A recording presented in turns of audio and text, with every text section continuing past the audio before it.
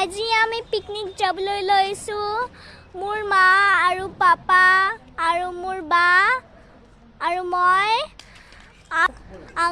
মোৰ আংকল আন্টিও যাব মোৰ লগত গাড়ীটো এতিয়ালৈকে আহিয়ে নাই পোৱা সেইকাৰণে আমি ৰখি আছোঁ এতিয়া আহিবই তা মোৰ মা আৰু পাপা ৰখি আছে এতিয়া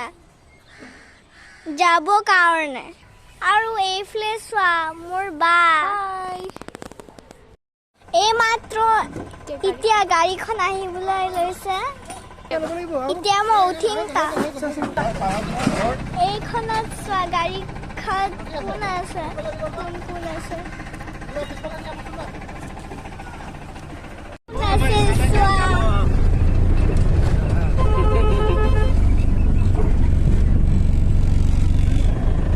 আমি আহি পাইছোঁ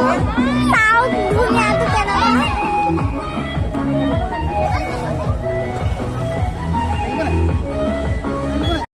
খাই হৈ গ'ল সেইকাৰণে আমি যাবলৈ ওলাইছোঁ